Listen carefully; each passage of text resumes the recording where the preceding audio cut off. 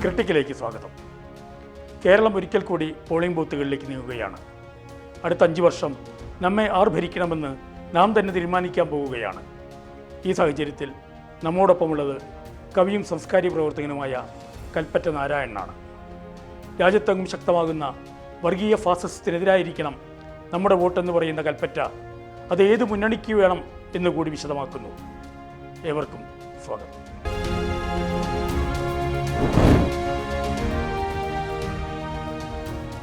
ഈ തെരഞ്ഞെടുപ്പ് ജനാധിപത്യത്തിൻ്റെ പുനഃസ്ഥാപനത്തിന് സഹായിക്കുന്ന, ഫാസിസത്തെ ചെറുക്കുന്ന നിലപാടുകളെടുക്കുന്ന അവരുടെ വിജയമായിരിക്കണം എന്ന് ഞാൻ വിചാരിക്കുന്നു. ഫാസിസത്തിൻ്റെ പിടിയിൽ ഭാരതം അമർന്നുകൊണ്ടിരിക്കുന്നു. ഫാസിസമൊന്നും ആയിക്കഴിഞ്ഞിട്ടില്ലല്ലോ. ജർമ്മനിയിലൊക്കെ എത്ര ശക്തമായിട്ടാണ്, ഇറ്റലിയിലൊക്കെ എന്നൊക്കെ നമ്മൾ പറയും. പക്ഷേ അതിൻ്റെ എല്ലാ സൂചനകളും ഇവിടെ പ്രത്യക്ഷപ്പെട്ടു കഴിഞ്ഞിരിക്കുന്നു. ഫാസിസത്തെക്കുറിച്ച് ഭാഗവതത്തിൽ നിന്ന് ഒരു ഇമേജ് എനിക്ക് കിട്ടുകയുണ്ടായി. ആ ഇമേജ് അതിശക്തമാണ്. ഈ കലികാലത്ത് ധർമ്മദേവൻ, ജസ്റ്റിസ് ഓഫ് ഗോഡ്, ഒറ്റ കാലുള്ള ഒരു കാളയായിട്ടാണ് അവതരിക്കുക എന്നാണ് ആ പ്രവചനം. വാസ്തവത്തിൽ ജസ്റ്റിസ് ഇന്ന് ഇന്ത്യയിൽ ഒറ്റ കാലുള്ള ആ കാളയായി നിൽക്കാൻ കഴിയാതെ പിടഞ്ഞുകൊണ്ടിരിക്കുകയാണ് എന്നതാണ് സത്യം. അപ്പോൾ അങ്ങനെ ഒരു ശില്പം ഭാരതത്തിൽ നിർമ്മിക്കപ്പെടേണ്ടത് അനിവാര്യമായിരിക്കുന്നു. നമ്മുടെ ബോധത്തെ സ്വാധീനിക്കാൻ അത്തരം ഒരു ശില്പത്തിന് സാധിക്കുമെന്ന കാഴ്ചപ്പാടിൽ അത്തരം ഒരു ശില്പം ഉണ്ടായിക്കഴിഞ്ഞു എന്ന തോന്നലിൽ എഴുതപ്പെട്ടതാണ് കലികാലം എന്ന ഈ കവിത. ഇന്ദ്രപ്രസ്ഥത്തിലെ മഹാശില്പം പൂർത്തിയായി. പെരുവഴിയിൽ നിന്നാൽ കാണില്ല, വഴിവിട്ട് നിന്നാൽ അതല്ലാതെ കാണില്ല. ഒറ്റക്കാലിൽ നിൽക്കയാണൊരു കാള, പിന്നിലെ ഇടങ്കാലിൽ ദേഹഭാരം മുഴുവൻ പേറി, ഏകാഗ്രതയാൽ മുറുകി. നിൽപ്പിൻ്റെ കാഠിന്യം കുറയ്ക്കാനായി കാലൽപ്പം നടുവിലേക്ക് കൊണ്ടുപോകാനോ കാലിനൽപ്പം തടി കൂട്ടാനോ ശ്രമിച്ചിട്ടില്ല. വാലിനറ്റത്തെ രോമം പോലും ഒന്നുദാസീനമായാൽ അന്നിമിഷം നിലംപതിക്കും എന്ന് ആ കാളയ്ക്ക് അറിയാം. നിവർന്നു നിൽക്കുന്ന കാതുകളിലെ തടിച്ച ഞരമ്പുകൾ, മുന്നിലേക്ക് നീട്ടിപ്പിടിച്ച തല, എടുത്തു പിടിച്ച ചുമൽ, വലിഞ്ഞു നിൽക്കുന്ന വയർ, ഭാരം ആ ഒറ്റക്കാലിന് വെളിയിലേക്ക് തൂവാതിരിക്കാൻ സദാ ഞെരുങ്ങുന്നു. ഉള്ളതും ഇല്ലാത്തതും കൊണ്ട്, പോയതും വന്നതും കൊണ്ട് പൊരുതുന്നുണ്ട് അത് വീഴാതിരിക്കാൻ.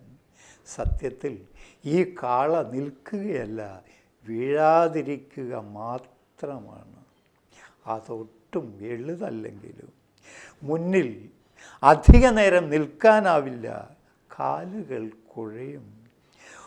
ഒന്ന് വീർപ്പിടാനുള്ള സ്വാതന്ത്ര്യം പോലും ബാക്കിയില്ലെന്ന് ഇവിടെ നിൽക്കുമ്പോഴറിയാം. നിലനിൽപ്പിൻ്റെ യാതന അതൊറ്റയ്ക്ക് സഹിക്കുന്നു. സംഭവിക്കരുതാത്തത് ഒന്നുകൂടി സംഭവിച്ചാൽ ആ കാള നിലംപതിക്കും. ശേഷിക്കുന്നതിൽ പിടിച്ച് നിൽക്കുകയാണ് അത്. അപ്പോൾ ആരാണ് ഫാസിസത്തെ ചെറുക്കുന്നത് എന്ന് ചോദിച്ചാൽ, അത് കേരളം പോലെ ചെറിയ ഒരു പ്രദേശത്തിൻ്റെ പ്രാതിനിധ്യം ഉണ്ടായാൽ പോരാ. അതിന് ഭാരതത്തിലുടനീളം ആര് ചേർക്കുന്നുവോ, ആര് അതിൻ്റെ വക്താവായി രാഹുൽ ഗാന്ധിയെ പോലെ ഒരാളെ അത് നയിക്കാൻ പ്രേരിപ്പിക്കുന്നു. അപ്പോൾ അവർക്കൊക്കെ ഞാൻ വിചാരിക്കുന്നത് ജനാധിപത്യ പുനഃസ്ഥാപനത്തിനുള്ള ഈ തെരഞ്ഞെടുപ്പിൽ നമ്മൾ ഇന്നത്തെ സ്ഥിതിയിൽ UDFനെ അനുകൂലിക്കുകയാണ് വേണ്ടത് എന്ന് ഞാൻ കരുതുന്നു. ഫാസിസ്റ്റ് പ്രവണതകൾ കാണുന്നു മറുപക്ഷത്ത് എന്നതുകൊണ്ട് തന്നെയാണ് അങ്ങനെ പറയുന്നത്. മാത്രവുമല്ല, ഈ ഭാരതം എന്ന് പറയുന്ന ഒറ്റ യൂണിറ്റിൽ കമ്മ്യൂണിസ്റ്റ് പാർട്ടിക്ക് കാര്യമായ പങ്കൊന്നുമില്ല, പ്രാധാന്യമൊന്നുമില്ല. കോൺഗ്രസ് നയിക്കുന്ന ഒരു മുന്നണിക്ക് മാത്രമേ പ്രാധാന്യമുള്ളൂ. വാസ്തവത്തിൽ കോൺഗ്രസിൻ്റെ സ്ഥാനാർത്ഥികളോടോ കോൺഗ്രസിൻ്റെ മുഴുവൻ നയങ്ങളോടോ ഒന്നും പ്രത്യേകിച്ച് പ്രതിപത്തിയുള്ള ഒരാളല്ല ഞാൻ. പക്ഷേ അവരിൽ ജനാധിപത്യമുണ്ട് എന്നതിൽ എനിക്കൊരു സന്ദേഹവുമില്ല. അവരുടെ ഓർമ്മകളിലൊക്കെ ഗാന്ധിയോ ജവഹർലാൽ നെഹ്റുവോ അംബേദ്കറോ ഒക്കെ ഏതെങ്കിലും അനുപാതത്തിൽ ഉണ്ട്. അവരുടെ പ്രത്യയശാസ്ത്രം എന്ന് പറയുന്നത് തീർച്ചയായിട്ടും ഭരണഘടന ആണ്. അങ്ങനെ ഇന്ത്യൻ ഭരണഘടന പ്രത്യയശാസ്ത്രമായിട്ടുള്ള ഒരു മുന്നണി, അതേസമയം ഇന്ത്യൻ ഭരണഘടനയുമായി പ്രത്യേകിച്ച് ഇടബന്ധമൊന്നുമില്ലാത്ത പ്രത്യയശാസ്ത്രമുള്ള മറ്റൊരു മുന്നണി. ഇതിൽ ആരെ തിരഞ്ഞെടുക്കും എന്ന് എന്നോട് ചോദിച്ചാൽ തീർച്ചയായിട്ടും ഭരണഘടന പ്രത്യയശാസ്ത്രമായിട്ടുള്ള മുന്നണിയെ വേണം നമ്മൾ തിരഞ്ഞെടുക്കുക എന്ന് തന്നെയാണ് ഞാൻ പറയുന്നത്. ഇപ്പോൾ ഭാരതത്തിൽ വാസ്തവത്തിൽ ഇപ്പോൾ ഒരു വലിയ സമരം മോദിക്കെതിരെ നടക്കേണ്ട സമയമാണ്. അടുപ്പ് പുകയുന്നില്ല ഇന്ത്യയിൽ പല സ്ഥലങ്ങളിലും. ഇതാകട്ടെ മോദി അമേരിക്കയ്ക്ക് സർവാത്മന കീഴടങ്ങിയതിൻ്റെ ഫലമാണ്. അപ്പോൾ അതിനെ ചെറുക്കുകയോ അതിനെ അപലപിക്കുകയോ ചെയ്യുന്നത് കോൺഗ്രസ് മാത്രമാണ്. രാഹുൽ ഗാന്ധിയാണ് അതിനെ ശക്തമായിട്ട് ആക്ഷേപിക്കുകയും ഈ വസ്തുത തുറന്ന് കാണിക്കുകയും ചെയ്യുന്നത്. കേരളത്തിലും ഭാരതത്തിലും ഉടനീളം യുദ്ധവിരുദ്ധ ജാഥകൾ ഉണ്ടാകേണ്ടതാണ്. മോദിയുടെ ഈ നയമാണ് ഈ വിധത്തിലുള്ള ഈ ദുരന്തത്തിന് കാരണമായി തീർന്നത് എന്നത് മനസ്സിലാക്കേണ്ടതാണ്. ഇപ്പോൾ യഹൂദി അമിത്ഷായിയുടെ ഒരു കവിതയുണ്ട്. ബോംബിൻ്റെ ഡയമീറ്റർ 10 സെൻറ്റിമീറ്ററാണ്. പക്ഷേ അതിൻ്റെ എഫക്റ്റിൻ്റെ ഡയമീറ്റർ ചിലപ്പോൾ 100 മീറ്റർ ആയിരിക്കും. അതിനകത്തൊരു ആശുപത്രിയോ അല്ലെങ്കിൽ ഒരു സ്കൂളോ ഒക്കെ ഉണ്ടാകാം. പക്ഷേ 1000 കിലോമീറ്റർ അകലെ നിന്ന് വന്ന ഒരു അതിഥി ഈ ബോംബ് ആക്രമണത്തിൽ പെട്ടാൽ അതിൻ്റെ ഡയമീറ്റർ 1000 കിലോമീറ്ററാണ്. ലോകത്തിൽ എവിടെയെങ്കിലും അതിവിദൂരത്ത് നിന്ന് ഇതിൻ്റെ ദുരിതം ഒരാൾ അനുഭവിക്കുന്നുണ്ടെങ്കിൽ ഈ ബോംബിൻ്റെ ഡയമീറ്റർ ലോകം മുഴുവനുമാണ്.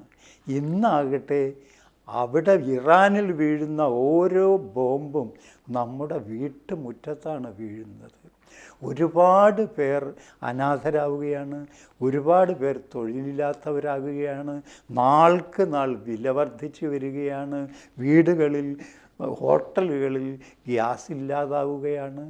ഇങ്ങനെ ഒരു യുദ്ധവും മലയാളിയെ മുമ്പ് ബാധിച്ചിട്ടുണ്ട് എന്നെനിക്ക് തോന്നുന്നില്ല. ഇത് ഗ്ലോബലൈസേഷൻ്റെ കൂടി ഒരു ദുരനുഭവമാണ്, ഫലമാണ്. അതെന്തായാലും അതിനെതിരെ ശക്തമായിട്ട് ആര് പ്രതികരിക്കുന്നുവോ, കേരളത്തിൽ ശക്തമായ ഒരു പ്രതികരണവും ഞാൻ കണ്ടിട്ടില്ല. അപ്പോൾ അതിനെതിരെ ആര് പ്രതികരിക്കുന്നു? മോദിക്കെതിരെ, മോദിയുടെ ഈ നയത്തിനെതിരെ, മോദി അമേരിക്കയ്ക്ക് കീഴടങ്ങിയത് കൊണ്ടാണ് ഇതെല്ലാം സംഭവിക്കുന്നത് എന്ന സത്യത്തിനെതിരെ നമ്മൾ ശക്തമായ ഒരു പ്രതിഷേധവും ഇവിടെ നടക്കുന്നില്ല. കോൺഗ്രസിൻ്റെ മുൻകൈയിൽ നടക്കുന്നതും ചിലപ്പോഴൊക്കെ രാഹുൽ ഗാന്ധിയിൽ ഒതുങ്ങിപ്പോകുന്നോ എന്ന് സംശയമുണ്ട്. കേരളം മുഴുവൻ അതിനെതിരെ ഉണരേണ്ടതാണ്. ഈ ദാരുണമായ ഈ യുദ്ധകാല അനുഭവങ്ങൾക്ക് എതിരായിട്ട്. അതുകൊണ്ട് ഞാൻ ഒരു ഫാസിസ്റ്റ് പ്രവണതയെ എതിർക്കുവാൻ കൂടുതൽ യോഗ്യതയുള്ളവർ എന്ന നിലയിൽ ഈ ഐക്യമുന്നണിയെ ഞാൻ അനുകൂലിക്കുന്നതിൻ്റെ കാരണം അതാണ്.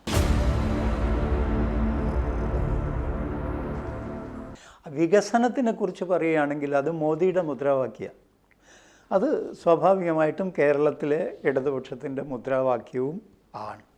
വികസനം എന്ന് പറയുന്നത് അത്യധികം ലാഭകരമായ ഒരു ഭരണക്രമവും ആണ്. അപ്പോൾ ഒരവസരം കിട്ടുക. അപ്പോൾ തുരങ്കപ്പാത എന്ന് പറഞ്ഞാൽ ഇതുവരെ ആരും നിർമ്മിച്ചിട്ടില്ല, ഒന്നാം തരം ഒരവസരം ഉപയോഗപ്പെടാൻ സാധിക്കുകയാണ്. അപ്പോൾ അതിൽ വലിയ ഫലം തീർച്ചയായിട്ടും നാട്ടുകാർക്ക് ഗുണമുണ്ടാവില്ല എന്നൊന്നും ഞാൻ പറയുന്നില്ല. പക്ഷേ ഇതിൻ്റെ ഗുണഭോക്താക്കൾ ആരാണ്? ഇപ്പോൾ ദേശീയപാത വന്നു. ദേശീയപാത ഇടതുപക്ഷത്തിൻ്റെതല്ല, എന്നാൽ ഇടതുപക്ഷത്തിൻ്റെതുമാണ്, യാതൊരു സംശയവുമില്ല. അത് 3 പേർ ഒരുപോലെ അതിൽ അവകാശമുണ്ട്. ഒന്ന്, മൻമോഹൻ സിംഗ് ഇങ്ങനെ മാർക്കറ്റ് വില കൊടുക്കാം എന്ന് പറഞ്ഞിട്ടുള്ള ഒരു നിയമം കൊണ്ടുവന്നതിൻ്റെ ഫലമായിട്ട് മാത്രം സാധ്യമായതാണ് ഈ റോഡ്. രണ്ടാമതായി ഇടതുപക്ഷം ഞങ്ങൾ അതിന് വേണ്ടത് ചെയ്തിരിക്കും, അടിസ്ഥാന സൗകര്യങ്ങൾ ചെയ്തിരിക്കും എന്ന് പറഞ്ഞതിൻ്റെ ഫലമായിട്ട് വന്നതാണ്. പക്ഷേ നടപ്പിലാക്കിയിട്ടുള്ളത് ആരാ? കേന്ദ്ര ഭരണമാണ്. അപ്പോൾ 3 പേർക്കും അവകാശപ്പെടാവുന്ന ഒന്നാണ് ഈ ദേശീയപാത. പക്ഷെ അതിൻ്റെ ഗുണഭോക്താക്കളായിട്ട് ആരാ വരിക? ഇപ്പോൾ വിഴിഞ്ഞത്ത് നിന്ന് മംഗലാപുരത്തേക്ക് കണ്ടെയ്നറുകൾ പ്രവഹിക്കാൻ തുടങ്ങും. അപ്പോൾ മാത്രമല്ല നമ്മുടെ റോഡിന് നമ്മൾ ചുങ്കം കൊടുക്കേണ്ടിയും വരും. ഇതുവരെ ഇപ്പോൾ നേരത്തെ നമ്മൾ റോഡിൽ നടക്കാൻ സ്വാതന്ത്ര്യമില്ല എന്ന് പറഞ്ഞിട്ട് വലിയ സമരങ്ങളൊക്കെ ദളിതർ നടത്തിയിട്ടുള്ള ഒരു നാടല്ലേ. ഇനി ഇതാ റോഡിൽ നടക്കാൻ, റോഡിൽ സഞ്ചരിക്കാൻ സമ്പന്നർക്കല്ലാതെ സാധ്യമല്ലാത്ത ഒരവസ്ഥയാണ് വരാൻ പോകുന്നത്. അപ്പോൾ ഈ റോഡിന് പകരം വാസ്തവത്തിൽ എന്താ ഉണ്ടാവേണ്ടിയിരുന്നത്? ഈ റോഡിന് പകരം കേരളവും കേന്ദ്രവും എല്ലാം യോജിച്ച് ഒരു സമാന്തര റെയിൽ പദ്ധതിയാണ് ഉണ്ടായിരുന്നത് എങ്കിൽ റെയിൽവേയുടെ കയ്യിൽ കുറേ ഭൂമിയുള്ള സ്ഥിതിയിൽ ഇത്ര പാരിസ്ഥിതികമായ ദോഷം ചെയ്യുമായിരുന്നില്ല. അത് ജനങ്ങളുടെ പണം കൊടുക്കേണ്ടി വരുമായിരുന്നില്ല. അപ്പോൾ ജനങ്ങൾ പണം കൊടുക്കേണ്ടി വരുന്ന ഈ പദ്ധതിക്ക് വലിയ വില കൊടുക്കേണ്ടി വരുന്നു. വലിയ വിലയാണ് ജനങ്ങൾ ഇനി കൊടുക്കേണ്ടി വരിക. അപ്പോൾ ഈ പദ്ധതിയുടെ ഗുണഭോക്താക്കൾ നമുക്ക് ഗുണമില്ല എന്ന് പറയുന്നില്ല. പക്ഷേ ഈ റെയിൽവേ പിന്നെ നടപ്പിലാക്കിയതിലുള്ള വലിയൊരു പ്രശ്നമുണ്ട്. ലോകത്തിൽ എവിടെയാണെങ്കിലും ഇനി ആകാശപാതകൾക്കല്ലാതെ സ്ഥാനമില്ല. ഒരുപാട് കുന്നിടിച്ചും ഒരുപാട് നദികൾ ഇല്ലാതാക്കിയും ഒരുപാട് തണ്ണീർത്തടങ്ങൾ ഇല്ലാതാക്കിയും പരിസ്ഥിതിക്ക് വലിയ ദോഷം വരുത്തുന്ന ഈ ഒരു പ്രവർത്തനം മുൻകൂട്ടി ആലോചിച്ച് അത് തൂണുകളിൽ നിലനിർത്തേണ്ടതായിരുന്നു. അതുകൊണ്ടുണ്ടാകുന്ന ഗുണങ്ങൾ അനവധിയായിരുന്നു. ആകാശത്തിലൂടെ സഞ്ചരിക്കട്ടെ, നമുക്ക് ഭൂമി നഷ്ടപ്പെടാതെ അതിലൂടെ സഞ്ചരിച്ചുകൂടെ? ഇത്തരം ഒരു ബോധ്യവും ഇല്ലാതെയാണ് ഈ ദേശീയപാത വന്നിരിക്കുന്നത്. അപ്പോൾ വികസനം എന്ന് പറയുന്നത് ലാഭകരമായ ഒരു കാര്യമാണ്. വികസനം മുദ്രാവാക്യമാണ് പ്രധാനമായും മോദിയുടേത്. ഓരോ ആഴ്ചയിലും പുതുതായി വന്നുകൊണ്ടിരിക്കുന്ന വന്ദേ ഭാരത് അനൗൺസ് ചെയ്യുമ്പോൾ വന്ദേ കഴിഞ്ഞിട്ട് ഒരു ഒച്ച ഉയർത്തല. അപ്പോൾ ഇങ്ങനെ അഭിമാനകരമായിട്ട് വികസിപ്പിക്കുന്നു എന്ന കാഴ്ചപ്പാട് പരിശോധനാർഹമാണ്. വലിയ വലിയ ലാഭങ്ങൾ അതിനുള്ളത് കൊണ്ടാണ് കോർപ്പറേറ്റുകളാണ് അതിന് നേതൃത്വം നൽകുന്നത് മോദിയുടെ വികസന നയത്തിന്.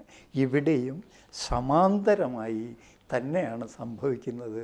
അതുകൊണ്ട് വികസനം ഭയപ്പെടുത്തുന്ന ഒന്നാണ്. വികസനം ആവശ്യമാണ് തീർച്ചയായിട്ടും. അത് മാത്രമല്ല, അതിൽ മറ്റൊരു കാര്യമുള്ളത്, ലോകത്തെങ്ങും തന്നെ ഇത് ഒരു അർബണൈസേഷൻ്റെ കാലമാണ്. കേരളം വിട്ട് ഇന്ത്യയിൽ എല്ലായിടത്തും ചെന്നാലും നമുക്ക് കാണാം ഇൻഫ്രാസ്ട്രക്ചറുകൾ വളരെ വർദ്ധിച്ചുകൊണ്ടിരിക്കുന്നു. വലിയ റോഡുകൾ, വലിയ കെട്ടിടങ്ങൾ, വലിയ പാലങ്ങൾ, ഇതൊക്കെ നിർമ്മിക്കപ്പെട്ടുകൊണ്ടിരിക്കുക. കേരളത്തിൽ നിന്ന് അതിന് ഒഴിഞ്ഞു നിൽക്കാൻ കഴിയില്ല. അത് UDF വന്നാലും ഒഴിഞ്ഞു നിൽക്കാൻ കഴിയില്ല, LDF പോകാതിരുന്നാലും ഒഴിഞ്ഞു നിൽക്കാൻ കഴിയില്ല. അർബണൈസേഷൻ അതിദ്രുതഗതിയിൽ നടന്നുകൊണ്ടിരിക്കുക. ഇതിനെ തടുക്കാൻ പറ്റില്ല. അപ്പോൾ അത് ഒരു ആഗോള സത്യമാണ് അർബനൈസേഷൻ എന്ന് പറയുന്നത്. ഇന്ത്യക്ക് അതിൽ നിന്ന് മാറാൻ കഴിയില്ല. അതാണ് ഈ വലിയ പാതകളുമൊക്കെ കാണിക്കുന്നത്. അതുപോലെ കേരളത്തിനും അതിന് മാറാൻ കഴിയില്ല. അതിപ്പോൾ ആര് ഭരിച്ചാലും ശരി ഈ അർബനൈസേഷൻ സുഗമമായി തന്നെ നടക്കും. അതുകൊണ്ട് അതിൽ ആഗോളമായിട്ടുള്ള ഒരു കീഴടങ്ങലല്ലാതെ ഒരു പ്രത്യേകമായ സംഗതിയില്ല. മാത്രമല്ല, നേരത്തെ പറഞ്ഞതുപോലെ എത്ര കണ്ട് ലാഭം ഉണ്ടാക്കുന്നു എന്ന് നിങ്ങൾ പഠിച്ചാൽ മനസ്സിലാവും. ഓരോ വികസനവും ആർക്കാണ് ഗുണം ചെയ്യുന്നത്? അത് നടപ്പിൽ വരുത്തുന്നവർക്കാണ് മുഖ്യമായി. അതിൻ്റെ ഗുണഭോക്താക്കൾ കോർപ്പറേറ്റുകളാണ്, അവർക്കാണ് രണ്ടാമത്. പിന്നെ മാത്രമാണ് നാട്ടുകാർക്ക്. അതിൻ്റെ ദുർഫലം എന്താണെന്ന് പറഞ്ഞാൽ ഈ റോഡുകളൊക്കെ പരാധീനമായി. ദേശീയപാത എന്ന് പറയുന്നത് മലയാളിയെ സംബന്ധിച്ചിടത്തോളം പരാധീനമായി എന്നതാണ് ഈ വികസനത്തിൻ്റെ ഒരർത്ഥം.